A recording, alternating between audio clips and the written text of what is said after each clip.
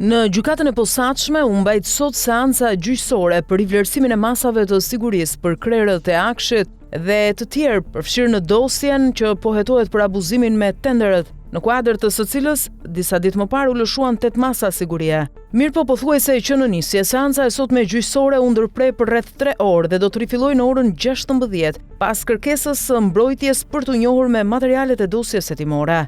Avokatët e zyrtarëve të lartë kërkuan kohë shtesë, duke argumentuar se nuk kanë pasur mundësi të shqyrtojnë plotësisht provat dhe dokumentacionin e paraqitur nga prokuroria e posaçme. Në këto kushte gjykata pranoi kërkesën e tyre dhe vendosi shtyrjen e përkohshme të seancës gjyqësore për të rifilluar në orën 16 të ditës së sotme. Kujtojmë se pak ditë më parë prokuroria e posaçme lëshoi 8 masa sigurie ndaj zyrtarëve të Akshit pas dyshimeve për abuzime me tenderët. Drejtuesja e Akshit, Mirlinda Karçanaj dhe zëvendës drejtoresha Hava Delibashi ndodhen në masën e arrestit shtëpiak, ndërsa Ergysa Gasi dhe Ermal Beqiri janë në masën e arrestit me burg por në kërkim. Nga ana tjetër, zëvendës drejtori i policisë së Tiranës Erion Ismaili u pezullua nga detyra dhe i është ndaluar dalja jashtë vendit. Masa e ndalimit jashtë vendit është vendosur edhe për Andis Papën, Gëzim Hoxhën dhe Roger Syrytën. Prokuroria e posaçme i ka kthyer përgjigje Partisë Demokratike lidhur me kallëzimin ndaj deputetit Tërmet Peçi për shkelje të barazisë në tender gjatë kohës që ishte kryebashkiak i Tepelenës. Kallëzimi është depozituar nga Adriana Kalaja në SPAK. Në dokumentin zyrtar, SPAK konfirmon se ka regjistruar procedim penal ndaj Peçit për veprën e shkeljes së barazisë në procedurat tenderuese. Prokuroria e posaçme sqaron se hetimet janë ende në zhvillim, ndërsa në këtë fazë aktet hetimore konsiderohen sekret. Sipas SPAK-ut, Tërmet Peçi nuk është marrë ende në pyetje, pasi procedimi ndodhet në fazën paraprake, ndërkohë që priten veprime të tjera hetimore për të sqaruar rrethanat e çështjes. Gjykata e Durrësit ka vendosur lirimin me kusht të Arbër Paplekajt, ish efektivi të Reneas, i dënuar për konfliktin e armatosur në Elbasan 4 ditë para zgjedhjeve parlamentare të vitit 2021. Paplekaj pretendoi se ka vuajtur pjesën më të madhe të dënimit, argument që u pranua nga gjykata. Më herët gjykata e apelit ndryshoi vendimin e shkallës së parë, duke ulur dënimin nga 22 në 7 vite burg dhe duke rikualifikuar akuzën nga vrasje në rrethana cilësuese në vrasje në kushtet e tronditjes psikike. Ngjarja e rëndë ndodhi pas përplasjes mes shtabeve elektorale, ku nga shkëmbimi i zjarrit mbeti i vrarë Pierin Xhuvani, ndërsa u plagosën disa persona, përfshirë mbështetës të PD-s, një efektive policie dhe dhëndri i viktimës. Konflikti i shpërtheu pasi struktura e PD-s për mbrojtjen e votës ndaloi një automjet me dyshime për blerje votash, çka çoi në eskalim fatal. Detajet e reja kanë dalë në dritë nga hetimet për atentatin e 11 nëntorit në Rinas, ku u vran Gilman Dani dhe punonjësi i AMP-s Mustafa Sheqeri. 2 viktimat ishin kthyer nga Barcelona, ku kishin qëndruar për 4 ditë dhe u ekzekutuan menjëherë pas mbërritjes në Shqipëri. Nga informacionet e siguruara nga autoritetet spanjolle, rezulton se as Dani dhe as Sheqeri nuk kishin precedent penal në Spanjë, ndërsa gjatë qëndrimit të tyre atje kanë qenë thjesht turist. Autoritetet spanjolle nuk kanë gjetur prova se ata janë ndjekur apo vëzhguar gjatë lëvizjeve të tyre. Sipas dyshimeve të hetuesve shqiptar, organizimi i atentatit ka nisur në momentin që 2 viktimat u nisën nga Rinasi drejt Barcelonës më 7 nëntor, ndërsa autorët kanë pritur vetëm kthimin e tyre për të vepruar. Policia pranon se ka persona të dyshuar, por deri tani mungojnë provat konkrete. Hetimet vijojnë intensivisht, ndërsa 10 persona janë marrë në pyetje pa arritur ende në identifikimin përfundimtar të autorëve të atentatit.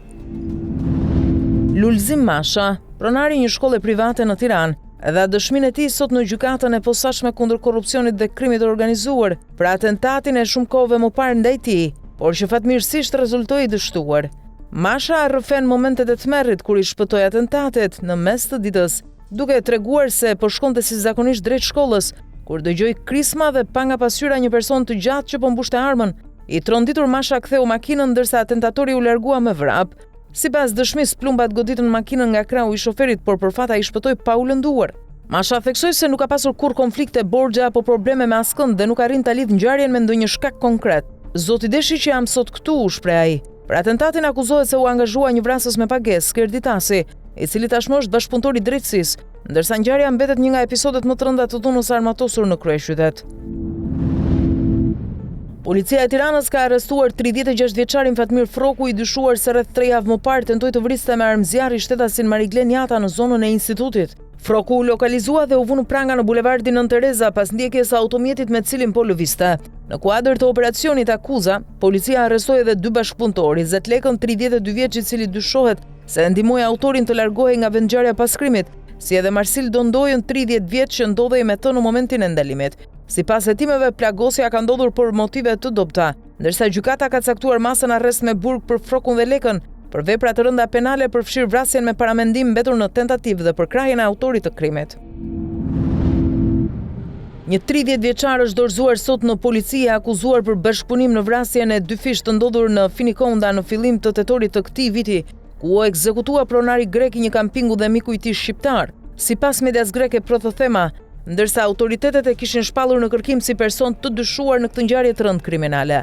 Pak ditë më parë, policia arrestoi edhe nipin e viktimës 68 vjeçar dhe një biznesmen nga Athina, mik i tij dhe bashkmenaxheri i kampingut, të dyta akuzuar për nxitje të krimit. Me dorëzimin e 30 vjeçarit, numri të arrestuarve shkon në 5 persona, ndërkohë nipi i viktimës dhe biznesmeni nga Athina kanë mohuar çdo përfshirje, duke deklaruar se janë të pafajshëm dhe se kanë bashkëpunuar me autoritetet që nga fillimi i hetimeve. Hetimi vijon për zbardhjen e plotë të motiveve dhe roleve të secilit të dyshuar.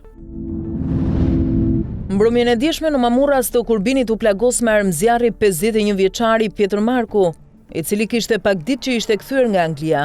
Ngjarja ndodhi pas një konflikti të çastit, kur i plagosuri i kërkoi 2 të rinjve që të lëviznin me kujdes me makinë dhe të mos xhironin gomat para portës së shtëpisë së tij. Sipas hetimeve, njëri nga të rinjt, 18 vjeçari Roeni Noka, shoqëruar nga bashkëmoshatari i tij Oligert Ndreca, nxori armën dhe qelloi 2 herë duke e lënë Markun të plagosur në dorë. Ai mori ndihmën e parë në urgjencën e Mamurrasit dhe më pas u dërgua në spitalin e traumës në Tiranë, por fatmirësisht jashtë rrezikut për jetën. Policia identifikoi dhe shpalli në kërkim 2 autorët, 18 vjeçar, banues në Mamurras. Automjeti i përdorur u sekuestrua nga banesa e njërit prej tyre, ndërkohë autoritetet po punojnë për kapjen e tyre dhe sqarimin e përgjegjësisë penale.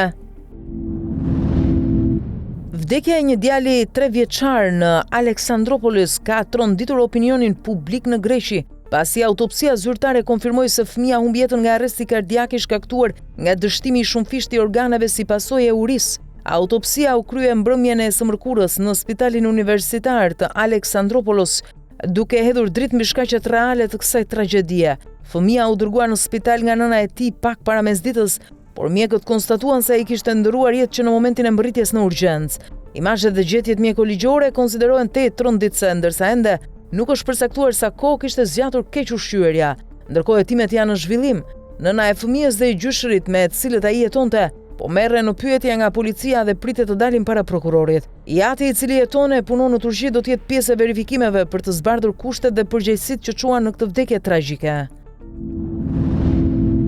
Arsen Muskurti, autori i vrasjes së vëllait dhe kunatës në gusht 2020, ka bërë sot një deklaratë shokuese nga burgu. Ai tha se për 6 a 8 muaj ka qenë në gjendje shoku dhe se ndonse dinte çfarë kishte ndodhur, vazhdonte të fliste me ta në telefon pasi mendonte se ishin emigrant në Itali. Muskurti pretendon se nuk mban mend asgjë nga dita e krimit. Ai rrëfen se gjithçka nisi me një fletëthirrje nga gjykata për urdhër mbrojtje, të cilën sipas tij dha nëna. Pas asaj dite nuk mbaj mend asgjë, u zgjova në spital, tha ai, duke shtuar se arma ishte me leje dhe mbahej në kasafort. Ai u shpreh thellësisht i penduar duke qarë madje gjatë rrëfimit për një emision televiziv dhe foli për lidhjen e fortë me fëmijët e vëllait. Jam shumë i penduar, nuk e besoj ende çfarë ka ndodhur, vijoi ai.